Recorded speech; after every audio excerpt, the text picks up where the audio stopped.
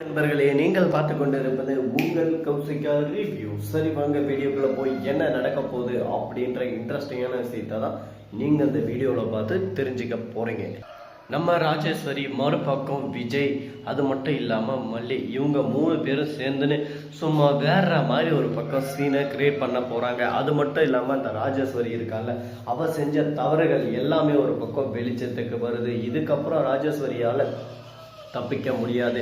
ராஜேஸ்வரியோட இனி வாழ்க்கை ஜெயிலில் தான் கழிய போகுது அப்படின்னு சொல்லிட்டு நாம் எல்லாரும் இப்போ ப்ரோமோவை பார்த்ததுல நம்பிட்டு இருக்கோம். ஆனால் அது போல் நடக்குமா அப்படின்னு சொல்லிட்டு பார்த்தீங்கன்னா கண்டிப்பாக நடக்கும். ஆனால் அதுக்கான நேரம் தள்ளி போகும். அது போல தான் இப்போ ஆதாரத்தை எல்லாமே எடுத்துக்கிட்டு அந்த விஜய் இருக்கார்ல, அவரோட நெருங்கிய நண்பர், அதாவது அவர் கான்ட்ராக்ட் அங்கங்கே பிடிச்சி தந்து இந்த பில்டிங் ஒர்க் எல்லாமே ஒரு பக்கம் பிடிச்சி தரது அவர் தான். அவர் இந்த மாதிரி ராஜேஸ்வரி உங்கள் அக்கா இந்த மாதிரி ஒரு பர்சனுக்கு, அதாவது அந்த பையன் ரொம்பவே பொறுக்கி பையன், அங்கங்கே திருட்டு கொள்ளை இந்த மாதிரி பண்ணிருக்க பையன், அந்த பையனுக்கு பல்கான ஒரு அமௌண்ட்டை கொடுக்குறாங்க. அதை வீடியோ எடுத்து நம்ம விஜய்க்கு அனுப்பி வைக்கிறாங்க. நம்ம விஜய் சும்மா இருப்பாரா?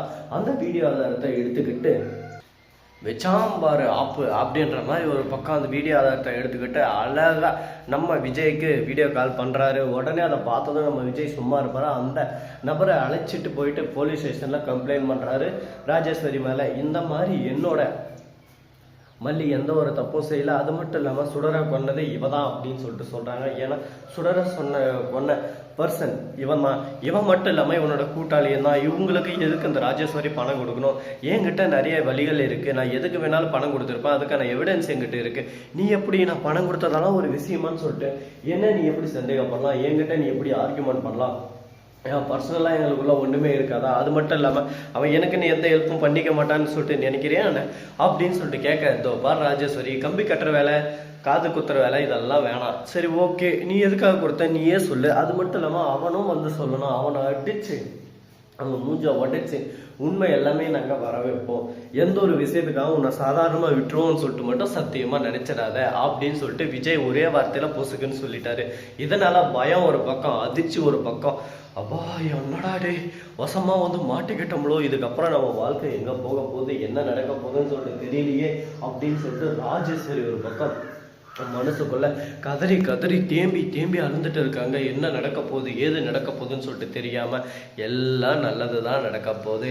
நினைச்சது ஒண்ணு, நடக்கிறது ஒண்ணு. அது போல எல்லாமே ஒரு பக்கம் நமக்கு தாழ்ந்த மாதிரி தான் நடக்க போகுது. அதனால அந்த கவலையே நமக்கு வேண்டாம்.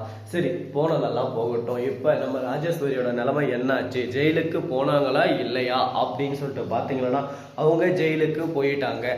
அது மட்டும் இல்லாமல் ஆதாரத்தோட நம்ம மல்லி ஒரு பக்கம் இந்த கேஸ்லேருந்து வெளியே வந்துட்டாங்க. இதனால கடுப்பாய அடுப்பில் வச்ச மாதிரி ஒரு பக்கம் கொந்தளிச்சுன்னு இருக்காங்க நம்ம தீபிகா. எப்படியாவது மல்லி அந்த சுடர் கேஸை உள்ள தரலான்னு பார்த்தா இந்த கேவலமான கேடு பிடிச்சுவேன் ராஜேஸ்வரி. இவனுக்கு பல டைம் சொல்லிட்டேன், நீ தான் அந்த தப்பா செஞ்சேன்னு எனக்கு நல்லா தெரியும், ஆனால் அந்த கேஸ்லேருந்து உன்னை காப்பாற்றுறேன், தேவையில்லாமல் என்னை கேட்காம எந்த ஒரு வேலையும் செய்யாதன்னு சொல்லிட்டு படிச்சு சொன்னேன். என் பேச்சு எதானே கேட்டாளா? அவளே போயிட்டு முந்திரி கொட்டி ஆட்டது இப்போ எல்லாத்தையும் ஒரு பக்கம் பிரச்சனை மேலே பிரச்சனை மாற்றி விட்டாலே. இப்போ அவள் ஜெயிலுக்கு போயிட்டா, அவளால் என் வாழ்க்கையை நாசனம் ஆகுதே அப்படின்னு சொல்லிட்டு ஒரு பக்கம் சோகத்திலே வேதனையில ஃபீல் பண்ணிட்டு இருக்காங்க நம்ம தீபிகா. அது மட்டும் இல்லாமல் தான் தம்பியை கொண்டவளை பழி வாங்க முடியலையே. இதுக்கெல்லாம் முழுக்க காரணம் அந்த ராஜேஸ்வரி தான். அந்த ராஜேஸ்வரி மட்டும் கையில் கட்டுச்சா அவன் மூஞ்செஞ்செல்லாம் உடச்சி அவனை என்ன பண்ணுவேன்னு சொல்லிட்டு தெரியாது. அந்த அளவுக்கு ஒரு பக்கம் ஆத்திரம், கோபம் எல்லாமே எனக்குள்ளே இருக்கு அப்படின்னு சொல்லிட்டு நம்ம தீபிகா மனசுக்குள்ளே பொங்கிட்டு இருக்காங்க. அந்த சமயத்தில் நம்ம தீபக் கை தட்டின்னு, நல்லவங்களுக்கு எப்பவுமே நல்லது தான் நடக்கும், கெட்டவங்களுக்கு எப்பவுமே கெட்டது தான் நடக்கும் டைலாக் விட்டுன்னு இருக்காரு. அந்த டைலாகை கேட்டதான் இன்னும் கொஞ்சம் டென்ஷன் ஆயிடுது, ஒரு பக்கம் ப்ரெஷர் ஆயிடுது. டே தீபக்கு, தேவையில்லாமல் ஒரு பக்கம் உன்னோட வேலையெல்லாம் என்கிட்ட கேட்டாத, நீ எவ்வளோ பெரிய கேப் மாதிரி முள்ள மாதிரி முடிச்சு வைக்கின்றது தெரிஞ்சுதானே அவங்ககிட்ட பிரிஞ்சே வந்தேன். அப்படிப்பட்ட நீ திரும்ப என்ன ஒரு பக்கம் ஹர்ட் பண்ணாத, கோவப்படுத்தாத, திரும்ப என் வாழ்க்கையில் நீ வராமே போயிடுவேன் அப்படின்னு சொல்லிட்டு சொல்ல. நான் எதுக்கு நீ உன் வாழ்க்கையில் வரப்போறேன்? என் பொண்ணுக்காக மட்டும்தான் உன் கூட இருக்கிறதுக்கு நான் ஒத்தனை இருக்கேன், மற்றபடி எதுக்காகவும் இல்லாத. ஃபஸ்ட்டு நல்லா தெரிஞ்சுக்க, உன்ன மாதிரி கேவலமான ஒரு கேரக்டர், அது மட்டும் இல்லாமல் நீ ரொம்ப வல்லவ அப்படின்னு சொல்லிட்டு நான் உன்னை நம்பி தான் உன் வாழ்க்கைக்குள்ளே வந்தேன். ஆனால் நீ இவ்வளோ சீப்பாக கேவலமாக நடந்துட்டுன்னு சொல்லிட்டு நான் ஒரு காலமாக நினச்சதே இல்லை. ஆனால் அது போல தான் நீ நடந்துட்டு இருக்க அப்படின்னு சொல்லிட்டு சொன்னதான், என்னடா உன் இஷ்டத்துக்கு பேசின்னு போயின்னு இருக்கேன், என் குடும்பத்தில் என் தம்பி நான் எவ்வளோ சந்தோஷமாக இருந்தோம், அப்படிப்பட்ட என் தம்பியவே உங்ககிட்ட இருந்து என்கிட்ட இருந்து பிரிச்ச விடாத மல்லி. அவளுக்கு போய் சப்போர்ட் பண்றேன். உனக்கு கொஞ்சம் கூட இந்த வெக்கம், மானம், சூடு, சுவர்ணம், நன்றி இந்த மாதிரி எதாவது இருக்கா அப்படின்னு சொல்லிட்டு கேட்டதான், உன்னோட அளவு கடந்த பாசம் வச்சுன்னு இருக்கேன் நான் தினேஷ் மேல. அதை ஃபர்ஸ்ட் புரிஞ்சுக்கோ. நீ எந்த ஒரு விஷயம் தெரியாம இந்த தேவையில்லாம கஷ்டப்படுத்தாத. எல்லா பாசமும் எனக்குள்ள இருக்கு. ஆனா இருந்தும் நான் என்ன பண்றது, எல்லாமே ஒரு பக்கம் நடந்து போச்சு. இதுக்கப்புறம் என்ன பண்ண முடியும் சொல்லு பார்க்கலாம். ஒன்றும் பண்ண முடியாது.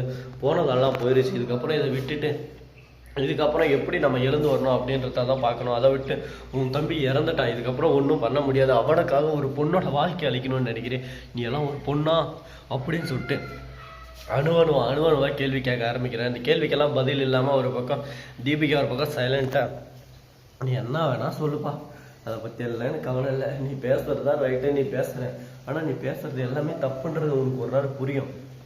அப்போ அந்த தீபிகாவை நீ தேடி வருவேன்.